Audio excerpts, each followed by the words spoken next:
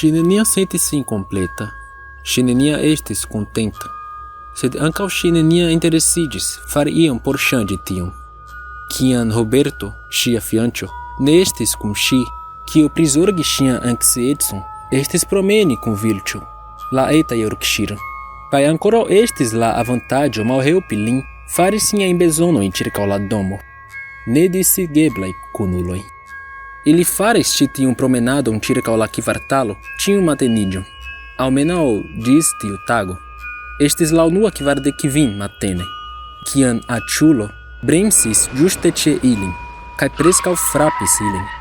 Sed, malgraŭ la timigo, kio movis ŝin tiun nokton, ne estis la vido de tiu metala afero venanta al ŝi, kio kaŭzis la malvarmon frostigi ŝian korpo. Estis tiu verda buso kiu aperis. Ĝi estis supreplena de pasaĝeroj, kun ŝoforo kun fajne kombitaj haroj, kun rideto kiu ŝajnis suĉi ŝian tutan koraĝon, kaj parkis. Poste, li malfermis la antaŭan pordon kaj malsupreniris laŭ la ŝtuparo, laŭeble nature. Li havis bonvenigan rideton sur la vizaĝo. Estas tempo veni kun ni, Klarico, li diris, kaj sia tono estis apatia. Li ŝajnis hastema, devigante simpatian rideton, por ke la virino ne malhelpu lian laboron. Ŝi ne komprenis kiel li konas ŝian nomon, nek kial li venis tien, pro tio ke estis nenio buslinio proksime. Tial la paro elektis ĉi tiun loĝlokon. Inter la timo, la malfido kaj la scivolemo, ĉio kiun ŝi povis respondi estis ne, dankon. Ŝi turnis sin kaj reiris hejmen. Ŝia fianĉo jam estis alveninta. Kie vi estis, karulo? Li demandis post kiso sur ŝia frunto. Mi promenis kun la hundo. Je tiu horo denove, karulo. Karulo? Hej, karulo! Klarico havis siajn okulojn rigardantaj al la domo. Io ŝajnis eltiri ŝin el la reala mondo. Stranga angoro. Oh, pardonu, ŝi respondis malaŭte. Roberto, kiu buslinio pasas sur la strato antaŭ nia domo? Be, neniu, karulo. Ni loĝas ĉi tie de kvar jaroj, kaj neniam pasis eĉ buso.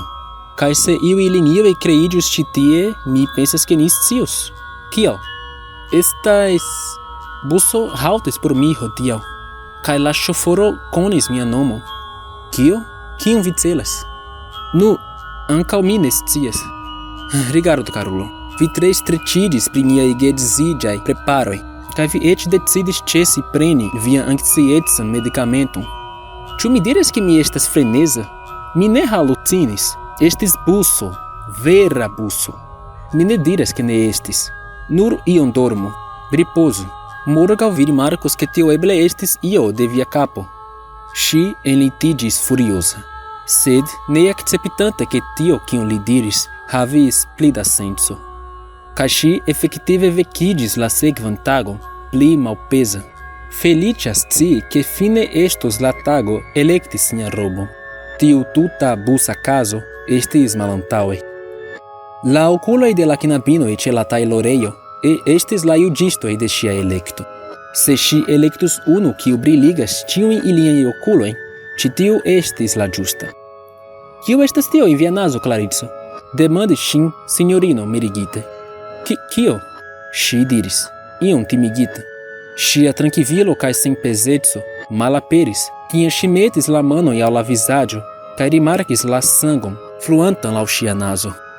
Ŝi sentis sin sufoka, estis senespira. Ŝi bezonis iri al aerea loko, kie ŝi ne estus ĉirkaŭita de maltrankvila homamaso kaj klaŭstrofobiaj muroj. Tial ŝi kuris el la butiko, kaj estis ekstere, kie ŝi trovis tion atendantan. Tiu sama buso, la samaj pasaĝeroj kaj la sama ŝoforo, staranta ĉe la pordo kun lia rideto. Mi ne povas atendi pli longe, Klarico. Estas tempo veni kun ni. Ne, vi ne prenos min. En tiu momento ĉio sentis.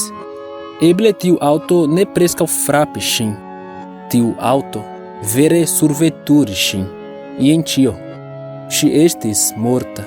Restis al ŝi nenio por fari, krom kapitulaci. Sed ne nun. Nun ŝi havis ĉion. Ŝi finfine edziĝos. Si ne povos lasi tinham malantaue, kai si ne laços. Estes decidite. Si reiris em la buticon. Signorino, voco la polizio, mi petes. Kio okazis, fraŭlino? Tiu viro, li postekuras min. Kiu? Tiu en la buso. Estis eĉ evidente. La buso ne plu estis tie. Piedirantoj marŝis, kvazaŭ nenio okazis antaŭ ili, kelkajn sekundojn antaŭe. Knabino, sidiĝu. Kio okazis? Via nazo ankoraŭ sangas. Tiu afabla sinjorino viŝis ŝian vizaĝon, sed ŝi eĉ ne povis senti ŝiajn manojn. La birdo de la buso, tiu makabra rideto, nenio de tio lasis ŝian menson sola, eĉ sekundon.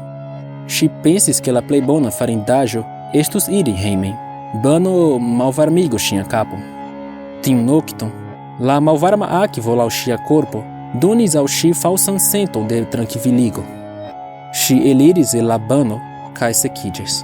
Ŝia hundo rigardis ŝin preskaŭ petegante promeni.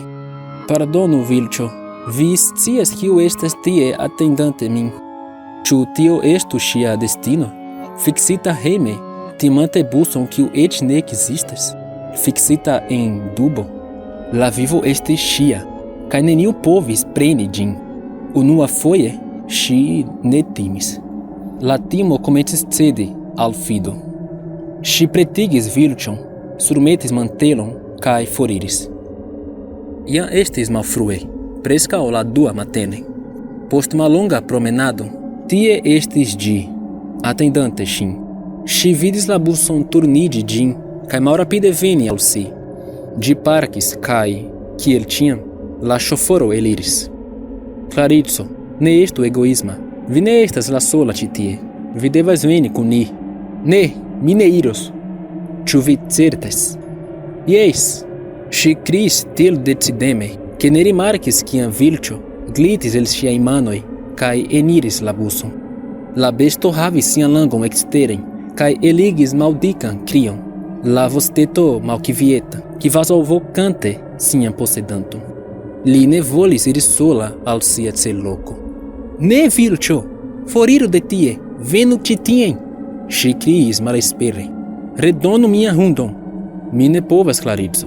Ĝi elektis. Ŝi ne sciis, ĉu ŝi devas daŭrigi kaj forlasi lin. Ŝi tro amis sian besteton, sed ŝi konservis sian pozicion. Ŝi estis decidita. Kaj se la ofero por rezisti lasos la hundon en la buso, ŝi tiel farus. Mi ne iros. Ĉi tio estas mia vivo. Mi elektas. Ne, Klarico. La ŝoforo diras, kaj lia voĉo tenis intensan malĝojon. Tio ne estas via vivo. Tio estas la vivo kiun vi povus havi. La viro reiris al sia benko, fermis la pordon kaj foriris. Kaj ŝi certis ke, jes, ĉio estis solvita. Ŝi neniam plu vidus tiun malbenitan buson. Ŝi sentis sin pli malpeza, tamen en stranga maniero. Ĉiu tiu maltrankvilo kaj anksieco malaperis. Nun, ŝi nur vidis lumon intensan. Finfine, ŝi estis certa, ke ŝi havos pacon.